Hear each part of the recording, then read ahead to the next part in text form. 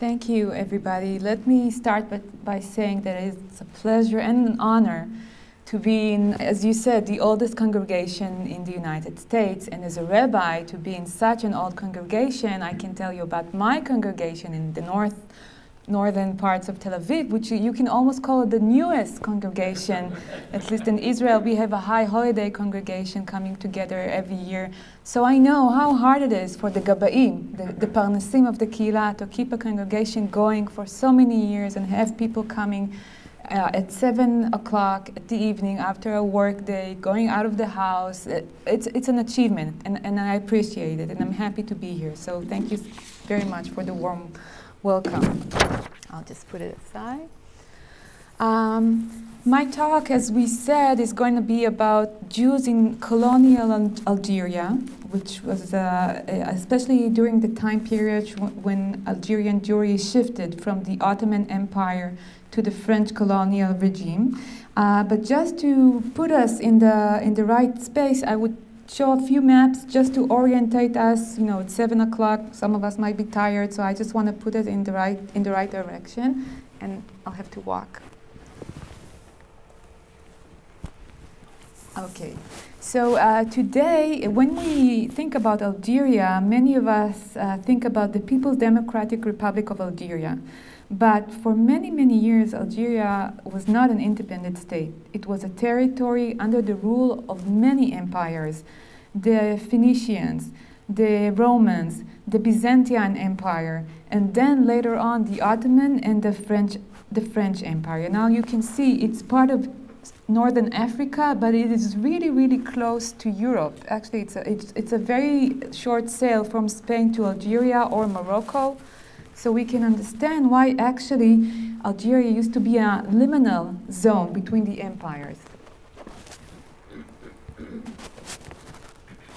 Situated in North Africa on the Mediterranean Sea, Algeria, like most Maghreb countries, became a liminal zone between Europe and the Muslim empires.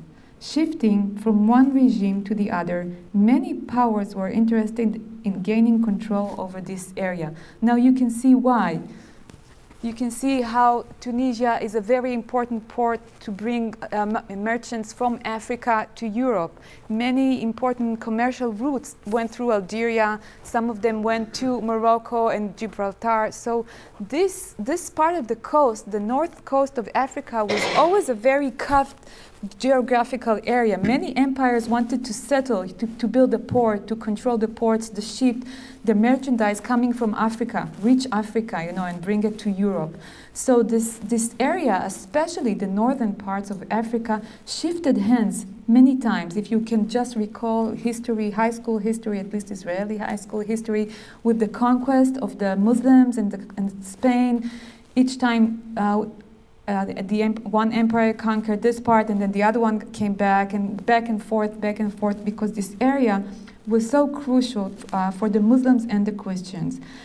And here we see on the map the Ottoman Empire at its greatest age, which started from almost Morocco. Morocco was never under the regime of the Ottoman Empire, but it went all the way to Algeria, and we don't see Persia on the other side of the map. The Ottoman Empire was a huge empire, also, as you can see, going very deep into Europe. If you remember the stories, the Ottoman guns fired at Vienna. The Ottoman Empire tried to conquer Vienna, in Austria.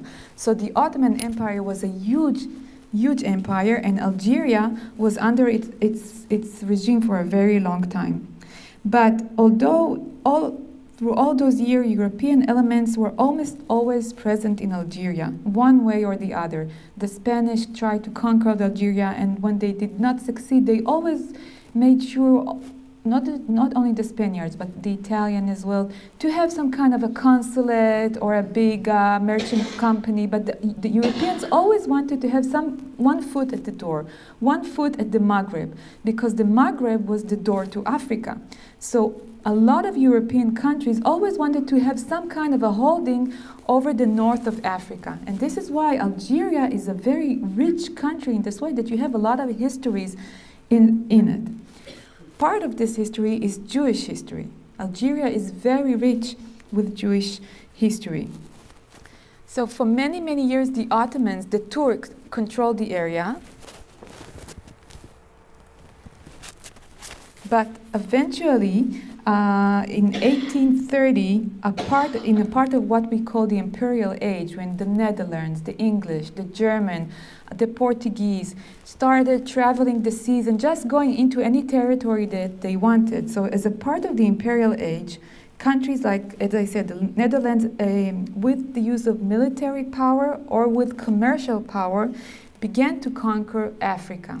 And in 1930, this is the mark day of the French of coming into Algeria.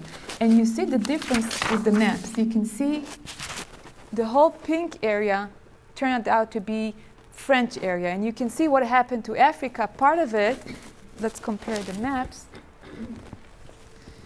What used to be Ottoman and many native African communities turned to be mostly European lands in the way that they were controlled by European countries like the German, like the British, like the Belgium.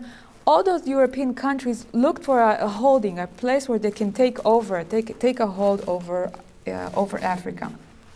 Now, since we are concerned with Jewish history and Jewish thought and not the imperial or colonial history, we can look at this change and say that when the Maghreb, Tunisia, Algeria, Morocco moved from the Ottoman regime to the French regime, for the Jews, this was a time of great change, because the moving into French colonialism changed the whole way the Jews experienced their life, the whole way they understood their Judaism. So this is not like, us Jews, no matter where we come from, whether it's Europe or Eastern or Iraq or Persia. We changed. So many rulers went over our head, and we continued to live our small Jewish communal lives. But the change in Algeria, when the French came and conquered and dismantled the Ottoman Empire, this absolutely changed Jewish life. And this is exceptional, because for many years, Jews were able to keep their lives going on no matter who was the ruler. But when the French came in, they intentionally worked at breaking and reconstructing Jewish life. And this is actually what we are going to talk about. So this shift is actually a big Jewish shift. If you can look, this is a picture of Algerian Jews from the Ottoman times. Now there's a big debate in the research how Arab were Algerian Jews. Some even say that you can speak about Algerian Jews as Arabs of Jewish faith, like you can say Jewish Americans. So you can say they were Algerians, but they belonged to the Jewish faith, but ethnically they saw themselves as Arabs. And the deeper you go into the south, the deeper that you go into the Sahara, you find more and more Jews that looked like Bedouins, lived like nomads, and really lived their life like Arabs, but had only a difference in faith. So, the research is not completely clear about how Arab those Jews were in the sense of ethnicity, but you can see that the Jews were very much part of the community. Now look at it, let's say 50 years after the French conquest, and you see different people. They are dressed differently, they are speaking different languages. Many Algerian Jews stopped speaking Arabic and moved into French. They shaved their beards, they became secular. So the colonial regime this time succeeded in altering completely the Jewish way of life in the Maghreb. And what I want to show is that they did it on purpose. This was part of their mission. This was part of their colonial mission, because what is colonialism? It's the thought that the white person, the Christian person, knows better what it means to be a human and what it means to be intelligent and what the good life is. And when the French came to Algeria, they mostly neglected the Muslim community. They thought they were, out of reach, they cannot be saved, they cannot be civilized. But the Jews, they have a potential. Maybe we can turn them into human beings, maybe we can educate them, maybe we can wash them. We'll see soon how they describe the way that Jews from France, how they describe Algerian Jews as dirty, filthy, immoral, terrible ways of describing Algerian Jewry, but because they wanted to better them, to make them better people. So this is not just a cosmetic difference. This is not just a difference in what clothes we wear. This shows that the colonial regime, with Jews working for it, wanted to change the whole way Judaism was understood. So this is when we say, just in a nutshell, this is the whole argument, that under the colonial regime, the whole way of understanding how you should be Jewish was different for French Jews and for Algerian Jews. In a more general way, we can say that with the abolishment of the Muslim regime and the establishment of the Christian liberal colonial system, this marked a new era in Jewish life. They built consistoires, they created new laws, and they actually changed the whole way Jews live their life.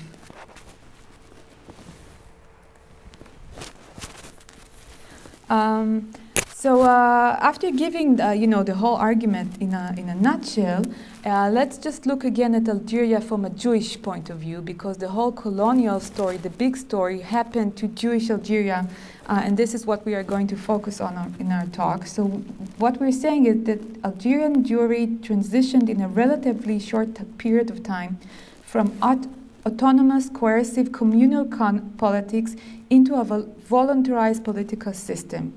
And Jewish leaders and Jewish communities needed to develop new strategies of governance. How did local rabbis respond to changes in the way Judaism was expressed?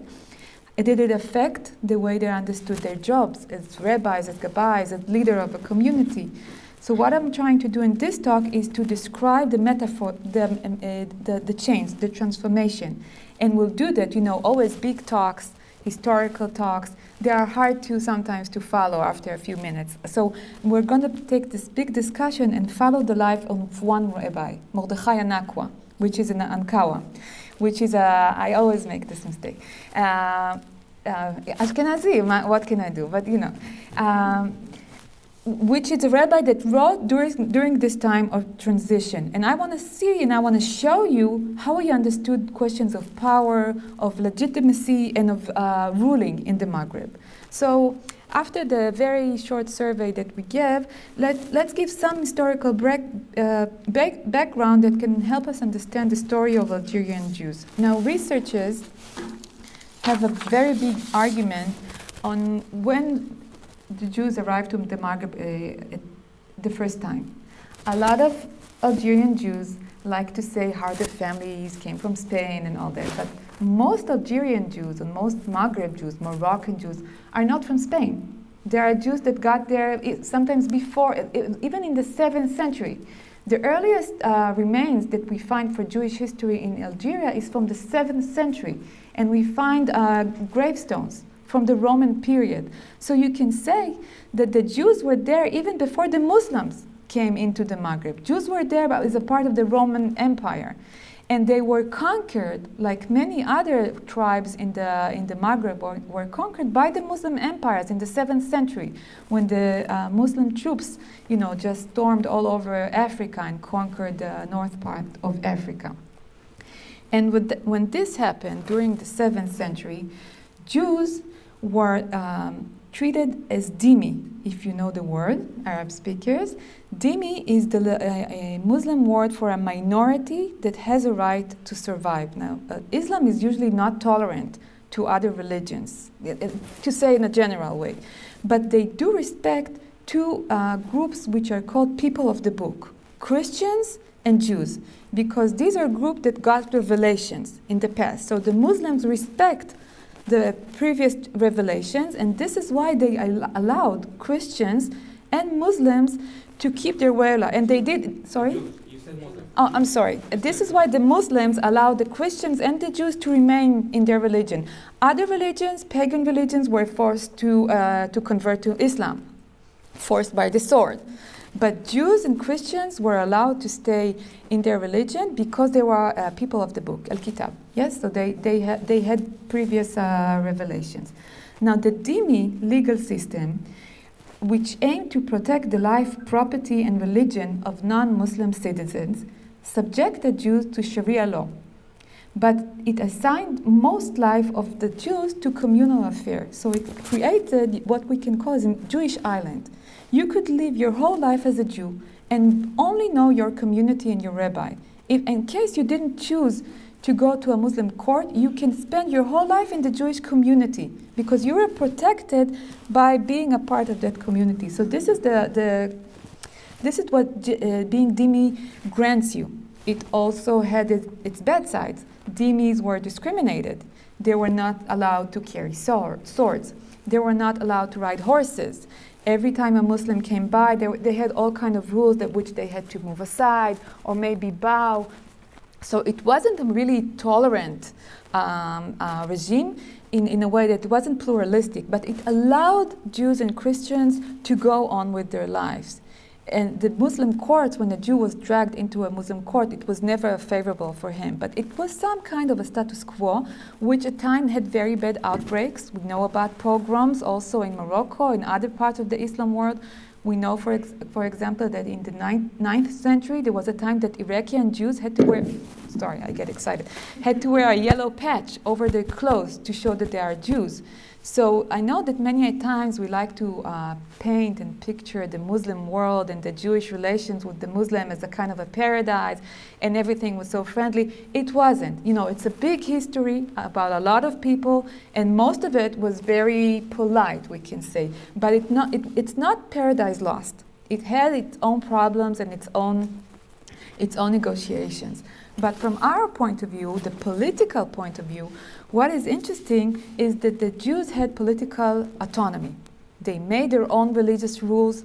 A Jew could follow his rabbi's word. He would go to the Beit Din when he had an argument with another Jew. Only when he had an argument with another Muslim, with a Muslim neighbor, he had to go to the Muslim court. But anything else, contracts, laws of commerce, if you didn't get money, it's not just marriage and divorce. The whole Jewish life, not just kashrut or nida or that thing, the whole financial issue was dealt inside the Jewish community and the Jewish law. And that was authorized by the Muslim state. This is how the Muslim state built the life of the dhimmi. So through all those years of Ottoman rule, Jews actually lived in a political autonomy. And if you were, a small-time Jew, if you're not one of the rich people talking to the Ottoman government, you could live your whole life in a kind of independent Jewish state. You need food, you go to the kosher store. You have an argument, you go to the rabbi. You want to get married, you go to the rabbi again. You need to get divorced, you go to the Beit Din. You have an argument, again, you go to the Beit Din. So it was kind of an autonomy, a Jewish autonomy, which the Ottoman regime allowed Jews. But, nothing lasts forever, for good or bad. And as we said, in 1830, the French began their conquest of Algeria. Now, when we think about the French in Algeria, we think about the war. We think about, if you Google French-Algeria war, you see terrible, terrible pictures. And the stories are horrible on both sides. But this is the end of the story. We're thinking about 1950 and so on. But the beginning, much like the colonial regime of the British in India, was innocent. A few ships landed at the shore and they wanted to do business and then they just wanted to have a consulate. But it took them only 2 years and it was very obvious who's the boss, who's ruling the area, and it was the French. It was a lot, the fact that Algeria, if you can remember the map of the Ottoman Empire, was actually at the end of the empire. This is almost the furthest point of the empire. So when you're away from the center of the empire is weak. It couldn't have happened in Turkey. But Algeria was so far away and so needed for the Europeans because they wanted the ports and they wanted the gate to Africa that they made all these efforts, to walk their way into Algeria, and they succeeded. And over the years of 1830 to 1842, when they went into Algeria, they started altering Algerian life and Algerian Jewish life. They made a series of decrees which restricted rabbinical independence and authority. As early as 1830, rabbis were allowed to govern their community only if they were appointed or supervised by French authorities. Now we are talking about rabbinical lineals that goes 100 to Spain, goes 100 years back. They never needed anyone authority to make a ruling or to write a judgment. Now along come the French and say, no, if you want to be a rabbi, you have to get our permission to be the rabbi of your community, just as you can continue to be a rabbi. So you can see how far the French were willing to go into this whole changing of the Jewish atmosphere.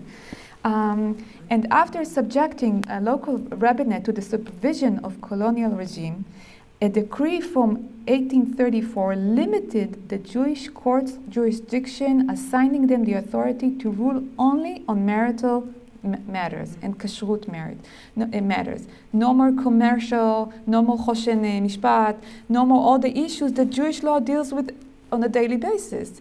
So the French really cut deep into the Jewish way of life. Now, why did they do it, and how did they do it?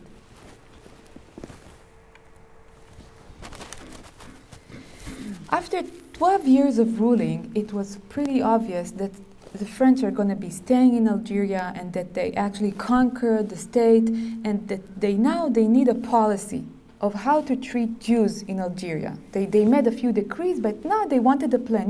They're organized people. So in 1842, two French Jews, even though one of them was born in Syria, Joseph Cohen and Joseph Altaras, Cohen and Altaras, two Jews that were a member of the Marseille consistory, were sent to Algeria to write a report. Europeans, they're good people, organized people. They say, let's write a report. Let's do it like it should be done. So Isaac Altaras and Joseph Cohen were sent to Algeria to write a report about what goes on in this country, in considering two Jews. And in 1894, also, they submitted this report to the French government. It was written, it's handwritten. It can be found in Paris and also in the JTS. They have a copy. It's a very interesting, semi-dark story how the copy of JTS got to the JTS from Europe. Nobody really knows. It's what, a lot of manuscripts were taken from Europe to be saved, after World War II. So somehow it found its way to the JTS. And Simon Schwarzfuchs, which was in Dropsy College, took this report and copied it into a regular print, so people like me that do not read French handwriting could read it and be amazed of what these people wrote. So this is what the report looks like. It's a very, very long report, but it's handwritten. This is an official report. It's not typed. Yes, it's handwritten.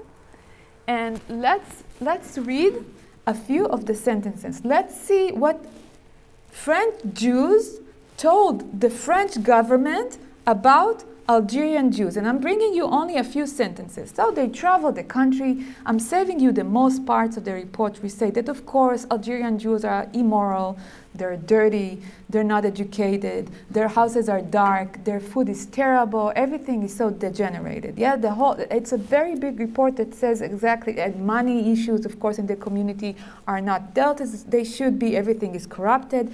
So, of course, they're waiting for a white savior to come and save them. So, and they say, in order to do this, we need to rebuild Algerian Judaism.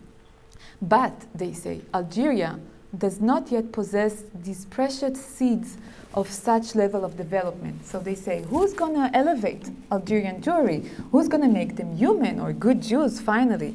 So they say, there is no power in Algeria that can do that because all Algerian Jews are primitives. There is no seed of enlightenment in Algeria to be found. And so they say the Algerian population requires energetic guidance. They require an authority. It's like talking about kids. They need a grown-up to come and, get everything fixed.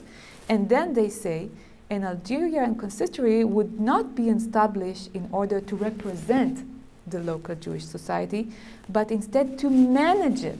They will tell, the consistory will tell the Jews what they should do and hasten its assimilation to France. Yes, we want to make Algerian Jews good, nice French Jews. We need to assimilate them. We need to transform them. And so they say, we are convinced that there is not a single Jewish native who possesses all the qualities. They roamed the countries. They reported about the 3 parts of Algeria, and they couldn't find one good Algerian Jew to be part of the project of turning Algerian Jews to good Jews, to European Jews. And this is all written in the report, black and white. We should search Algeria in vain of men capable of accomplishing this noble mission. We investigated the rabbinical spirit and find it to be too narrow-minded to serve human progress. So you see, it's very clear what they think about Algerian Jews. So we must look to French, to dedicated and intelligent men. So they say it's obvious that Algeria needs leadership, and it needs good leadership that it can take it to the next level. But it will not be Algerian leadership, because no one in Algeria possesses such qualities. We need to bring rabbis, Ashkenazi rabbis, from France or Germany, if you couldn't find enough in France, to be good rabbis for the Algerians. Just think about the cultural gap. Not even if we ignore for a minute the colonial language, which thinks that only the white person, in this case the white Jew, the European Jew, knows how you should be Jewish, and any other way is not. It's not like a different kind of Judaism. It's bad Judaism. It's corrupted Judaism. It's Judaism that needs a major shift.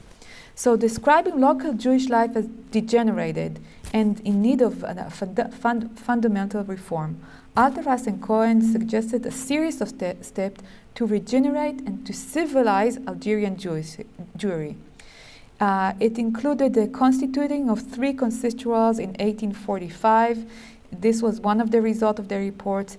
And as we know, in 1870, what about the... You think it will stop buzzing? Yeah? Yeah? Lower the volume, maybe. Which is done? Underneath, on the bottom. Oh, sorry. The buzzing is... Where is it? Maybe the dynamic microphone. Let's try. Okay. Is it buzzing now? No. It's not. Okay, great. And finally, in 1870, we like to say that the Jews of Algeria, they made it to be French citizens. But it's interesting to note that not all Algerian Jews became French citizens in 1870. Only the Jews of the north, because they were civilized. The Jews of the Sahara, they were considered as a lost case because they were like Bedouins. They're living outside. They don't even have cities or communities, almost like a lost case. And this sometimes caused a rupture between communities because families were spread all over the country. Some of them became citizens. Some of them were left out, in the Sahara, considered as, as a primitive Jews or people. But we always said that in 1870, Algerian Jews became French citizens, and it's not true. It was much more complicated, and not all Algerian Jews were given the citizenship. But even if we ignore this complexity, this historical, a very brief historical survey, of course, does not cover all the complexity of the colonial regime and how it narrowed rabbinical autonomy, but still it will be enough for us to show the complexity of the situation in pre- and post-1830 Algeria. We can say that the French dissolved the Jewish corporate status. They have broken the Jewish community. They removed Jews from their interaction with the Muslim courts and laws, and they brought the Jews into a civil individual law system. And they broke the whole way of Jewish Algerian way of life. The community was broken. The rabbinical system was broken. Their power was taken away from them. And so the whole way of how to be Jewish in Algeria needed to be reconceived in a way. So how do you remain a Jew in Algeria? How do you perform as an Algerian rabbi? Do you just give up and say, okay, I'll go to... A lot of them did. A lot of them went to France to be Europeanized so they can be legit rabbis again. But not all of them went along with this process. And some of them tried to fight it in very interesting ways. And as I said, I'm not an historian. So talking about history in general for a long time can be boring after a while. So I want to show, forgive me if there are any historians in the house, I want to show you how we can learn about the struggle between Algerian Jewry and French Jewry through the writings of one rabbi. A very interesting and smart person and rabbi, so he will be a very good example for our discussion. This is Abraham ben Mordechai Ankawa. He was born in Morocco, in Salem, in 1810, to a family that did come from Spain. The legend, one of the legends said that one of his ancestors, Ephraim Ankawa, which fled Spain, came to the Maghreb on a lion. He rode into the town of Salah riding a lion, a mythological person. He escaped Spain and he came to Morocco. And Abraham Ankawa is one of his descendants. And as I said, he was born in 1810. At a very young age, he became a dayan. He got a smicha, and then he worked also as a shochet. But as we had in our short conversation before we began this talk, the Maghreb and the Maghreb Jews did not think geographically like us, thinking, no, I'm Moroccan, I'm Tunisian, I'm Algerian. We think in very definite national borders. But the Maghreb, or actually the Mediterranean, was an open area, and Jews moved around all the time. They went from Spain to the Maghreb, and from the Maghreb to Jerusalem, and from Jerusalem to Italy, to Livorno, and moving all around. So it was a very natural move for Ankawa to move from Morocco to Algeria. Also, one of the stories claimed that he fled for his life because he converted back to Judaism a Jewish girl that married a Muslim guy. And then when she wanted to get a divorce, she needed to be reconverted, and he did so even though it wasn't allowed, and then he had to run for his life, and he ended up in Algeria. And he went to Algeria in 1846, 14 years after the French began their conquest. He was nominated by the French authorities as rabbin indigène in Mascar in 1859. So he received a formal nomination from the French regime. So this is very interesting. This means that his biography, his personal and professional biography, follows the story of the colonial regime. You start as a local rabbi, and then you work your way into the system. And it's very interesting to ask, why did he want to become part of the system? Why did he want to become a part of the colonial system?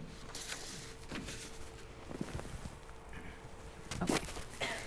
He wrote many books. He was a very talented scholar, but we are going to read only from one of his books, which is called Kerem Chemer. Chemer is wine, Kerem is vine, so a grapevine. And it was published in Livorno, in Italy. A lot of the Jews of the Maghreb had to go to Italy to have their books published because there were no publishing houses in the Maghreb at that time. Now, for those of you who can read Hebrew and know gematria, this is a nice rabbinical trick. He never writes the year. But if we go, this is Shnat Evercha Et. So we need to do the gematria and add the numbers and the words, and then to see the year, which is 1869, and this is 1871.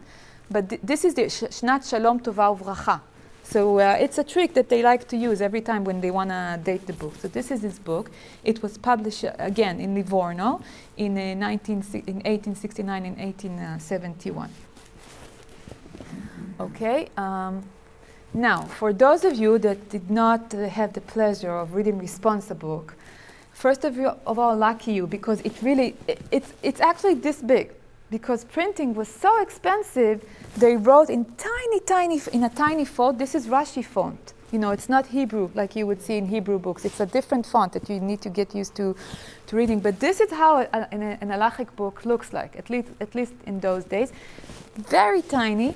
We are very lucky today to have a lot of these books scanned, so we can find them online, and we don't have to go looking for them in all kinds of libraries. But this is what the book looks like, and it's a responsa book, which means that the Ankawa, like many other rabbis, during his life was asked a lot of questions from a lot of Jews, and he responded. And then after a few years, he gathered some of those responsa and decided that they're good enough to be published. They should be spread around. More people should be able to see them. And we have a very, very interesting question here. This is the Even Ezer, which is a part that talks about marriage, divorce. And in this response, which is not dated, Ankawa deals with a quarrel between Avraham ben Amoyal and David Partush, two men. Abraham, who was engaged to David's daughter, so it's a father and a groom-to-be, and he was engaged to her since she was 8. But the groom, Abraham, says he must annul the engagement because he is prohibited by the French authorities to enter the village where the couple was intended to live together after the marriage. And since he is eager to get married because he's come of age and he cannot be without a woman, he asks the father to give him the get because the girl is still a minor. So the father needs to give the get instead of her. And also in the old days, even if people were just engaged, you needed a get, not just only after being married. You needed to get a get even if you were just engaged. So because the Abraham, the groom, is so anxious to get married, he found another woman, he arranges that the father be summoned to a big city by the French governor of that town, in order for the father to give him the get. Now, the quarrel between the two men does not revolve the giving of the get, which we know could be a big deal. But in this case, everybody agrees that a get should be given. The quarrel is that the father, David, demands to be paid about the loss of working days. He was summoned against his will to this town to give a get. And he says to Abraham, the groom, "You should have waited, I would have waited for a market day, and then I would come to this place and give you the get. And Shalom al Israel, what's the rush? What's the big rush?" So he gives the get, and then he claims he wants to be given money for the loss of working day. And then they write to Ankawa to ask him, what should we do? And this is what Ankawa writes: "On the matter of David's expense to come here," that's the father, "from where he lives, by the order of the authorities," that's the French authorities, that's not the Beit Din, "Abraham should pay David, since he summoned him without the permission of the Beit Din." Now, immediately, what do we see here? We see a big bad mess. Who is summoning who and why and for what reason? Are we summoned by the Beit Din? Are we summoned by the French authority? Who's dealing with what? So we're getting a sense of what it meant to be a Jew at that time. Who do you go to when you have a Jewish question? In the old times, you would go to the rabbi, you would go to the Beit Din. Now who do you go to? The consistoire, the French general, the rabbi. Who makes the decision? His summoning was not according to our holy Torah. Thus, Abraham must pay him for the damages he caused him by summoning him against his will. And even if there are no get writers in the father's town, he, Abraham, the groom, could have waited until the father came from his own will, since he was about to marry another woman. Now, what's hidden in this sentence? What is actually the fight about? Or what's very interesting? What's very interesting hidden here? What is the argument about also? Try to think old times, new times. The woman was dumped. This is always true, but this is not a specific case I'm talking about. What does the father say? What's the rush? You're about to get married, so get married, and when I get to town, I'll give you a get. So what does the father say? What does the old generation say? You can be married to two women. You don't need this get. Polygamy is legit in old Algeria. Algerians used to have two women deep into the 20th century. So the old generation says, what's the big deal? Get married, and when the time comes, and I go to town, I'll give you your get.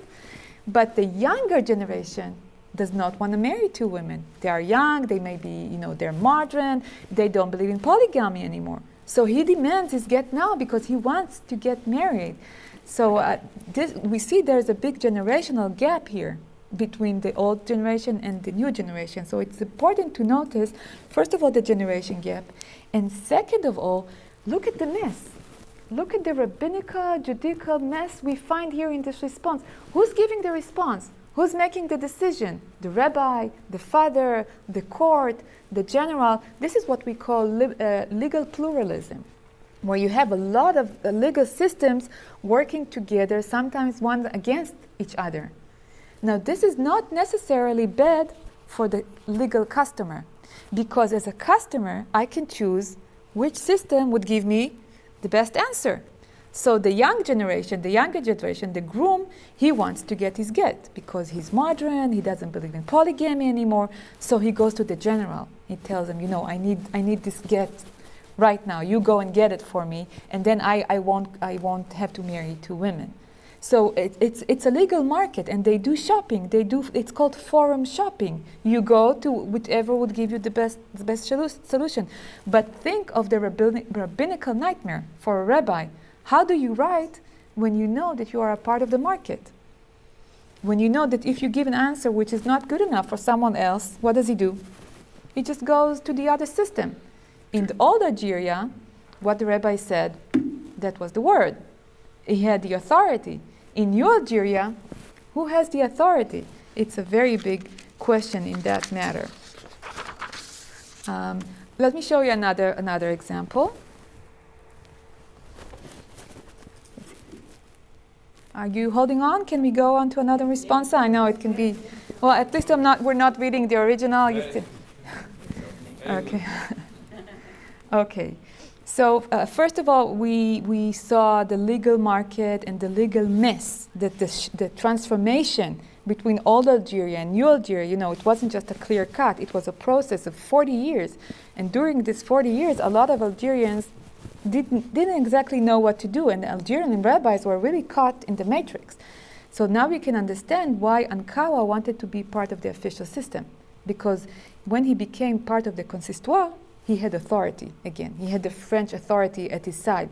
But before he did that, let's see what he did in another case.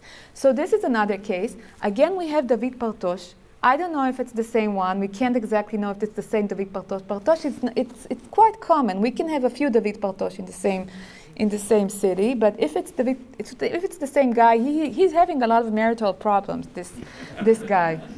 Okay, so let me find another example. Okay, so here we find a question which concerns a man which is called David Partosh, and he asks Ankawa to arrange a get for him, since the consistory of Uran has ordered him to divorce a woman he was engaged to marry. So as I already said, you need to get a get even if you were just engaged and you did not get married.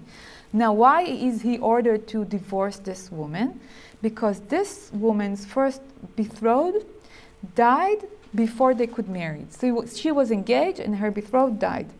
And Partosh was engaged to her. I'm sorry, this is halacha. Halacha is always one layer of troubles over other layers of trouble. And Partosh got married to this, engaged to this woman before 3 months passed. Now in Jewish halacha, even today, you have to wait 3 months before a widower, a woman widower can remarry. Why? Because in older time you did not have the test. Maybe she's pregnant, so we need to wait and see if she's not pregnant by the first husband. So even if her husband was too old or too sick for them to get pregnant, even she's only 8, or even if she is 60, if she is divorced or widowed, if she wants to remarry, she has to wait 3 months. That's the law. And Partosh does not follow this law, and he gets engaged to this woman. He does not marry her. I mean, they're not consuming their marriage, but he gets engaged to her before the 3 months pass.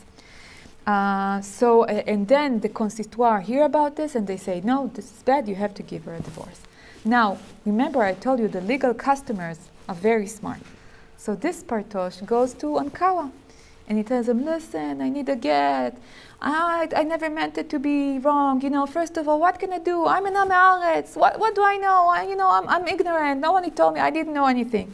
Second of all, Partosh says, it wasn't my fault. It was the bride's father. He forced me into this marriage, and he already gave me a donkey, and he won't take it back, so it's a done deal. I don't want to open this marriage again. Third of all, he said, when I asked if it's okay for me to marry this woman, they told me, no, it's not okay because you cannot marry two women. It's against the law. But my wife, says Partosh, she says it's okay. She said, I can take another woman. So you know what? What's the problem here? I wanna keep the divorce. And fourth reason, he says, and the shochet. He said it's okay. So if the shochet said it's okay, it must be okay. So I went on with the engagement. And now they come and tell me, no, I need to break the engagement and I need to get a get. So what do I do? And here we see Ankawa's very, very smart response. This is what he said. This man, he writes the response. This man, Partosh, should be sworn not to return to his home until the waiting days are over. Yes, the 3 months. This and more. Since he is ignorant, Ama Aretz, he should be scolded, even though his erroneous actions were intentional, for the sake of example. So not everybody think they can do whatever they want. And if some think he should also be fined, they have the authority, Rashut, to do so. Who are they? This is the consistoire, yes? For they should do whatever they think can set the right example. And after 32 days from his betrothed's first husband's death, he should be allowed to return to his home and marry her. Now, there are a lot of interesting things going in this responsa. What can we sense from his writing? You know, you can practice a little responsa reading. How is he talking? What can we say about his speech? Diplomatic. It's what? He's diplomatic. Oh, wonderful. Why is it diplomatic? Wonderful answer.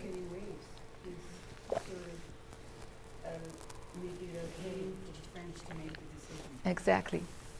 Wonderful reading. He's refraining from making a decision. He's making a suggestion. Because this is all he can do at this point. He's not yet an official rabbi.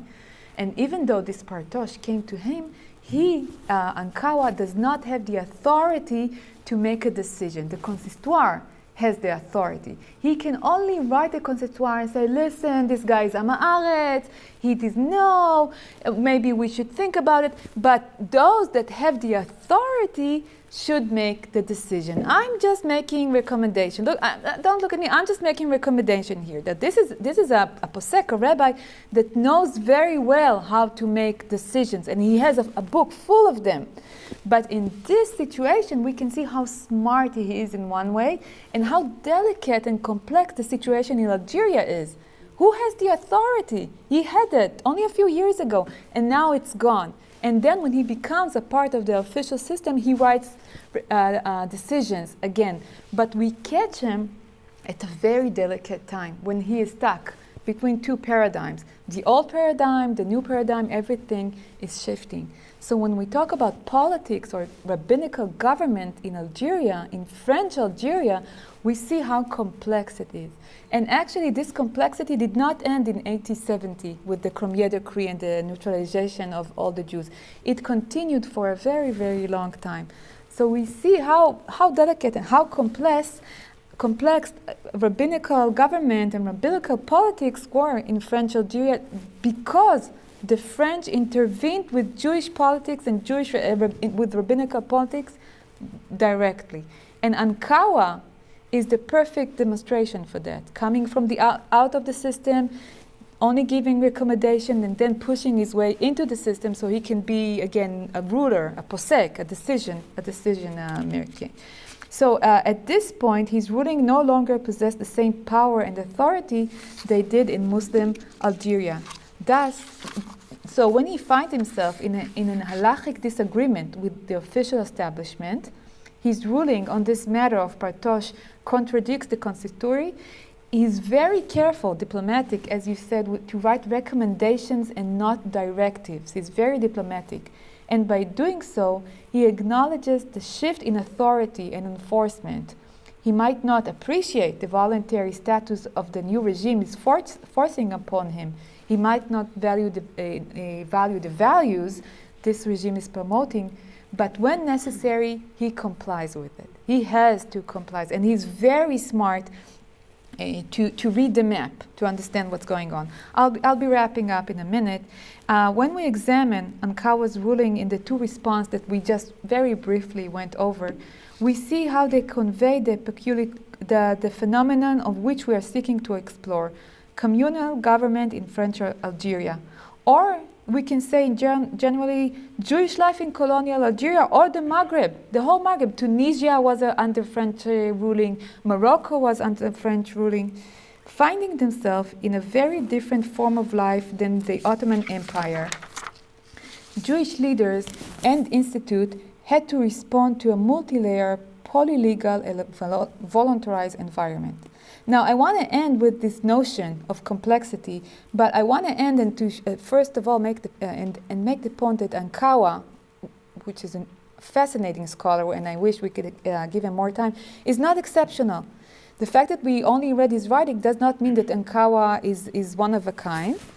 And to prove this, I'm just going to mention his imaginary colleague, the Rabbi from the Rabbi's Katz. It's a wonderful book and a wonderful movie. Maybe you should. I hope you'll screen it here in one of the communities. It's a story written by a French Jew whose family came from Algeria, about an Algerian rabbi who has a beautiful daughter and a cat. And one day, this cat swallows a parrot and he starts talking, and they have many arguments, many Jewish arguments, theological arguments about the creation of the world. The cat wants to be bar mitzvah because he's a Jewish cat, so he needs to read the Torah, and they have a lot of arguments. One of their arguments is about the fact that the rabbi needs to take a test in French. So the French authorities will allow him to be the rabbi of his community again. And of course, the cat is smarter than the rabbi, and the cat just, read French really fast. So he suggests that he'll come to the test and help him cheat, because the rabbi, French writing, it's impossible to learn how to write in French. It's so hard. So the cat tells him, "I'll come with you. No one will suspect the cat. I'll sit by your side, and I'll tell you the right words." And he's being punished, of course, from God, and he loses his sense of speech after offering to cheat. But before he loses his ability to speak, he gives a speech to the rabbi. And he say, "You've been the rabbi here for 30 years, and these guys, the French, who've never set foot here, want to decide who should be rabbi and who not, and to lead a prayer in Hebrew for Jews who speak Arabic. They want you to write French. So I say, they're nuts." And short after that, he loses his ability to speak. And with this, I want to conclude, because I guess that in many ways, the cat is right. It is nuts, if we use this bold word. It's nice to take a test in a language not you and not your congregation understands in order to be the rabbi. It is nuts to write recommendations on matter you once used to have the authority to write and decide and coerce. And we can say it's nuts to be a rabbi in French Algeria and to hold some sense of community. And if to be a rabbi in French Algeria, whether you are a native rabbi like Ankawa, and also imagine being a European rabbi in Algeria. You know nothing about your congregation. You know nothing about your life. You're completely foreign to them. And yet you come there, you're supposed to be a leader of who? Nobody wants you there. So the whole situation is kind of crazy. And I guess that with this notion of craziness and big challenge, we can end and say that it's always a big challenge to be a rabbi and to have a community and make decisions in changing times, which are our times as well. And thank you so much for coming here and listening to me talking. Thank you so much. Sure. And I have all night, so we can ask questions. Sure, I'll just go clock. Yes, please. So, was the French approach to the Jews a reflection of traditional French anti-Semitism? That's a wonderful question. I would say yes and no, because French Jews were a major force in this project of humanizing Algerian Jews. They were the pushing force if it wasn't for Alteras and Cohen, for example, and for other Jews like Ramifications, which was Jewish, Algerian Jews would not be French citizens. So you can say that Algerian Jews suffered from double colonial. I'm getting tired, so it's hard for me to pronounce words. The French colonialism and the French Jews. So they were put under two regimes that try to civilize them. So I don't think it's just anti-Semitism here. I think it's a Jewish colonialism in its best form. French Jews really thought Algerian Jews were primitive, dirty. You can read the rest of the report. They're filthy, they're immoral, they marry more than one wives, and so on. They need to be civilized and fast because they are an embarrassment to us. Look at them. So I don't think it's anti-Semitism. I think it's inner shame. Yeah. Yes, please.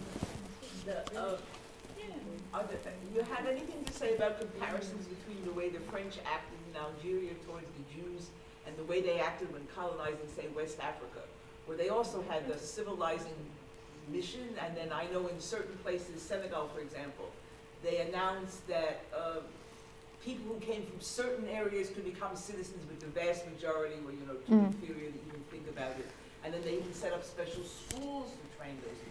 Did they do anything like that in Algeria?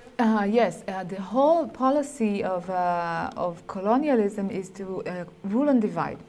So you always look, the British in India, anywhere, you look for the more intelligent natives and you try to make them the transformal force. You educate them in your country, in your language, and then you send them back to the population, hoping they will do your dirty work for you. Eventually, everybody loses in this game, as we've seen. But the colonialism works the same everywhere. You come as foreign, you think you're better, you want to change the environment, and then you start looking for local forces that will work for you, because they can talk to the natives. They understand them. Me, as a European, how would I know how to speak to someone in the Sahara? But find an Algerian, teach him some French, make him look okay, but he can still speak the local language. So this is the colonial mechanism as it works anywhere. In this case, it worked with the Jews, but it was the same with the Brits in India or the Dutch in anywhere else. It always works the same in this sense. So French Algerian Jewry is just another case of colonialism in this case. Yes, please. Yeah, I had expected, and perhaps I'm completely wrong, that your talk would go towards the French using the Jewish community as a minority, as a tool or lever towards the control of the Arab majority, but apparently that was not part of their use of the Jews, from what you're saying. No, I did not say that. I focused on the political structure of the Jewish community and showing how it changed, how it lost its force, its powers, its mechanism. It's the basic reasons that kept it going were dismantled by the French. So this was the focus of this talk. As I said, the subject is fascinating, but we can only focus on one specific point. לשנה הבאה, yes, please. What was the year that story, the Rabbi and the Cat, was written? It was written, I think, in the 1990s, I think. 1919? Yeah, 90s, 97, 96, I can't remember exactly. I'm not hearing you. 20 years ago, I would say. Oh, rather recently. Yeah. My question is, with regard to the particularity of how Jewish religious life was set up in France. I don't remember all the details, but it was different from the other major countries in Europe. So compare, if you would, the conflicts facing Rabbi Ankawa over and against a rabbi, let's say, in Bordeaux or in Paris or in some other totally French, mainland France, established community. Was the system that had been instituted under Napoleon, did it have its own inherent problematic conflicts for the rabbis, or was it working, would you say, rather well for all Well, the parties? First of all, I can say that Algeria and the Jewish angle of Algeria is called Napoleon's shadow, because this is, the extension of what Napoleon did to French Jews. This is exactly what happened to Jews. Think of the Paris Sanhedrin, the recommendation that they wrote, who told them what to write and all that.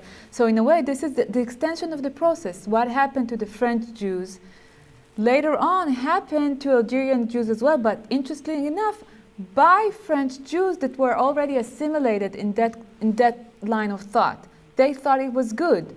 They accepted the change that Napoleon made them go through. So in a way, it's a wonderful question. We're seeing, the process. The process continues. French Jews were transformed, and now they come to Algeria and they try to transform Algerian Jews, and so on. So yes. So you would agree that Napoleon's policy toward the Jews was enlightened and beneficial, at least within France? I would say that that's a very big question with many answers. I wouldn't know how to do it. Some of it was wonderful, some of it wasn't. It's not a yes or no answer in this sense. Yes, please, Rabbi. I think that, considering this thing, I think in a way, of course, you showed to us marvelous, very well, thank you very much. You showed to us how it destroyed a lot of the traditional aspect of Judaism. But on the other hand, they were liberated from the dhimma status. Yeah. No longer they had to be subjugated, humiliated by the Muslim courts. Finished. That went away. So the benefit was that part, and the other benefit, the other parts was destroying a part of Jewish life. Would you say that that's what? Yes, and I say it's a big argument in research and in the way we remember Maghreb Jewish life. Now people tend to describe it as the golden times, and then they say Arab and Jews were friends, we're neighbors, and then the French came and tore us apart. We were one nation. I was an Arab of Jewish faith. A lot of people do say that. So it depends how you look at the past, how you reinvent the past. So some would say it's a tragedy, that Algerian Jews are victims of a tragedy because they had a very good Jewish life. And then the French came and destroyed this paradise. Other people would say exactly what you say. And the truth is always very complicated. It depends how you look at it, or it depends on how you want to make it look. What you're going to say next. I think. Okay. So thank you so much. It was a pleasure meeting you.